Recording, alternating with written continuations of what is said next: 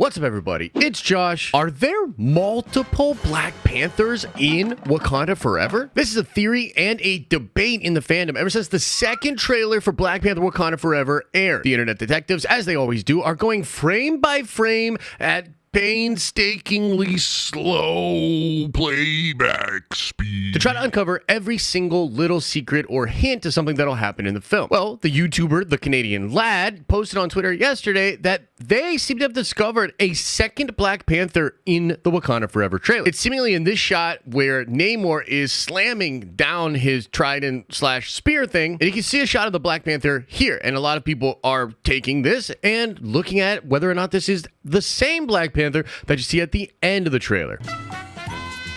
And this has caused an epic fan debate on whether or not there will be multiple Black Panthers in Wakanda Forever, and it has also kind of stirred up some other fan arguments about who is even that Black Panther in the trailer, even though I think it's pretty obvious that it is Shuri. And I'm here to tell you today in this video that I do believe there will be multiple Black Panther suits and different people wearing them in Wakanda Forever. And there are a couple different reasons as to why I think this is going to happen, so I want to get into that, but I do want to say that this is a pre-established rumor from a very old plot leak, and even though this movie, Wakanda Forever, has gone through many different changes, even reshoots in the last couple of months, it's still possible that some of these rumors we're going to talk about are true, and therefore I will spoil some of the movie. Spoilers.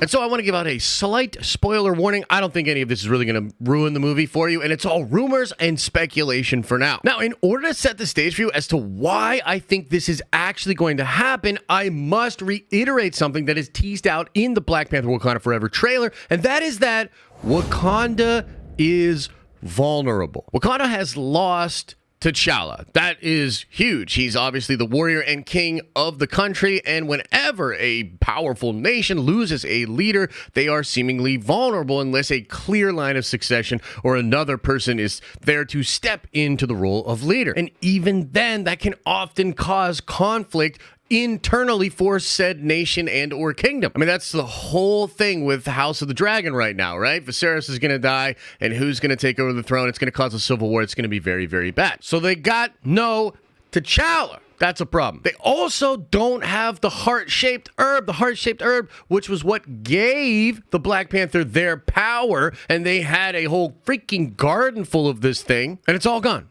Killmonger burned it all, and it's all gone. So they got no T'Challa and they got no heart-shaped herb. But on top of that, they probably sustained some pretty major losses to their army at the battle against Thanos in Avengers Endgame. And before that, in Avengers Infinity War. Like, we don't talk about that a lot, but they fought pretty freaking hard at Wakanda and still lost in Avengers Infinity War, and then most of them that survived that battle were blipped away, or at least half of them, and then they were blipped back only to go right into another conflict with Thanos, and that battle looked pretty hardcore, so I'm assuming that a lot of Wakandans perished in that battle. Now, despite being vulnerable, and I would argue more vulnerable than they have been for a long time, Wakanda is definitely not helpless. They have a lot of different things going for them, and a lot of things that would help them in defending any kind of a threat. They still have vibranium, obviously an incredibly powerful metal, but it also has properties that can be brought out into different technology,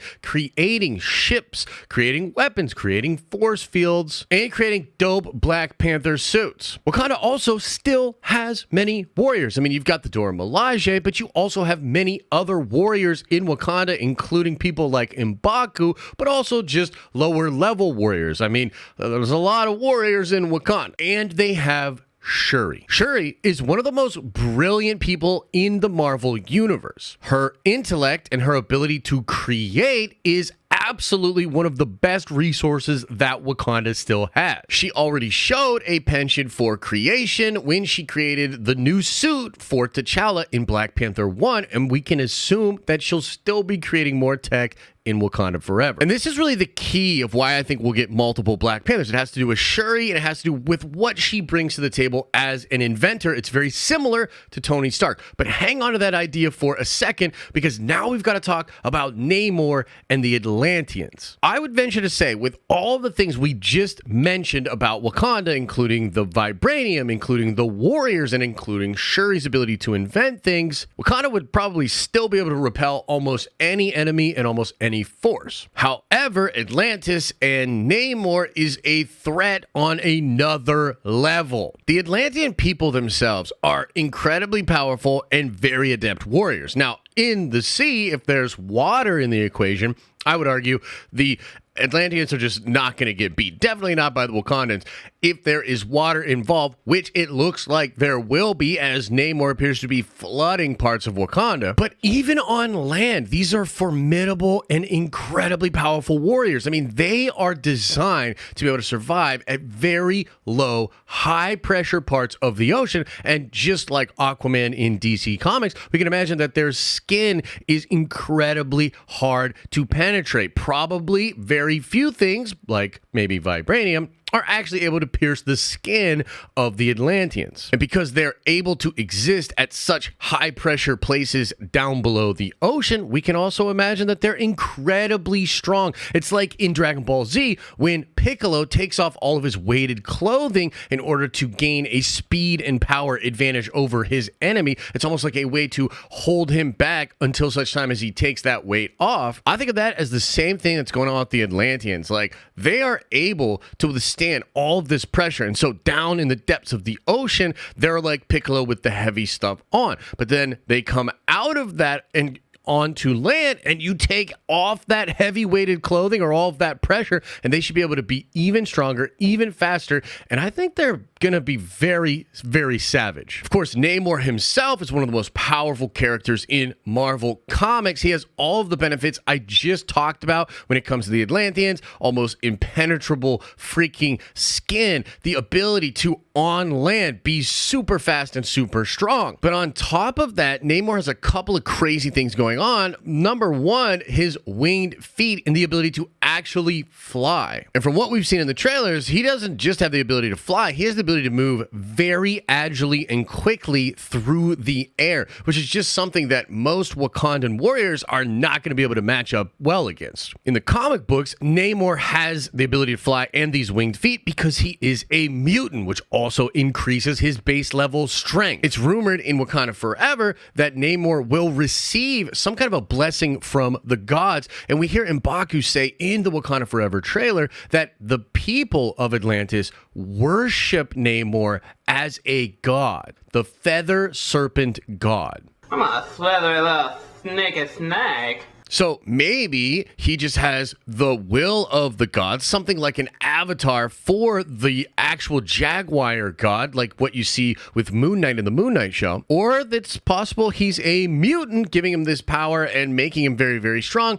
But it's also possible that both things are going on, that he's a mutant and an avatar for a god, giving him way crazy, totally Giga Chad powers. Now, it's rumored that the Wakandans are going to get a little taste of Namor before the full-on conflict happens. If you look at what's going on in the trailers, and you've looked up into the leaks and the rumors, apparently Namor might even show up at the funeral of T'Challa, and he's going to, at first, ask for Wakanda's help in tracking down Riri Williams. That's like a whole other thing, has to do with vibranium, gonna be really crazy, but for the purposes of this video, it just matters that Wakanda's gonna have an interaction with Namor. They're going to understand what kind of a threat he is, and they'll have time to prepare for an inevitable conflict. This is where Shuri's intellect and her abilities as a creator are going to come into play. Letitia Wright has talked about in interviews how the character of Shuri is going to dive into her work as a way to grieve after the loss of her brother. During this grieving period, she's just just going to completely isolate herself and do nothing but work in her workshop, which is kind of cool. Reminds me of Tony Stark and how he works out his own demons by just creating, inventing, remaking suits, etc., etc. So I assume that's kind of mentally where Shuri is going to be at. But I also think she's going to realize that her abilities, her intellect, her,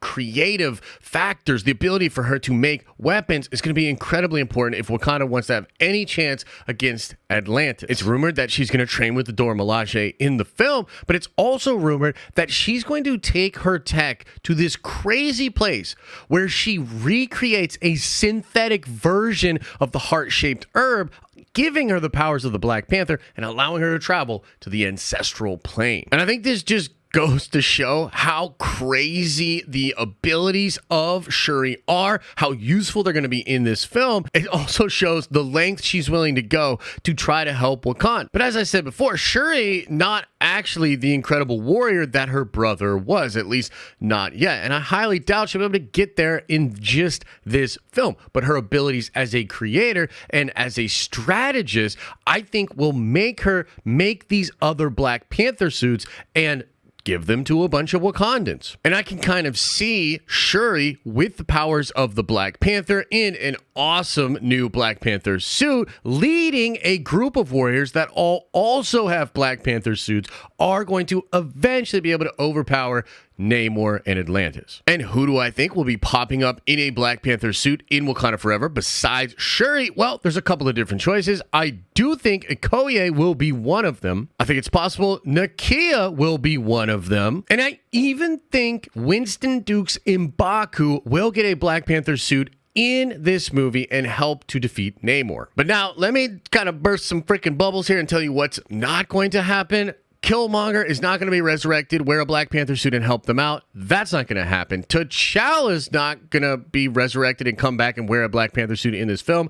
That's not going to happen. Yeah, none of those crazy fan-desired things are actually going to happen. I think instead you're just going to see characters that always would have been in that final battle when you have Atlantis versus Wakanda, and a handful of them will be given Black Panther suits. I mean, it just kind of makes sense, right? It's going to be awesome. It'll be a super hyped up thing to see on screen. It'll help sell a bunch of toys, and it will also allow us to envision what these different characters would look like with the proper mantle of the Black Panther given to them. We don't actually know who will be Black Panther at the end of this film. Shuri is going to be Black Panther in this movie, but there are a lot of rumors that she doesn't want to be Black Panther moving forward past this, and that M'Baku may well be Black Panther until such time as another person can take that mantle. It's all rumors, it's all speculation, and it's all for fun, but there you have it, guys. That's why I think you're going to get multiple Black Panthers in Wakanda Forever. Smash a like on this video, subscribe to this channel for your chance to win that dope Mjolnir, which we're giving away at the end of this month to one lucky subscriber. And if you want to watch another video, why not check out this crazy X-Men video I just did about how the Fox X-Men are going to be hanging out in the MCU until Secret Wars, and then we'll reboot with an 616 MCU X-Men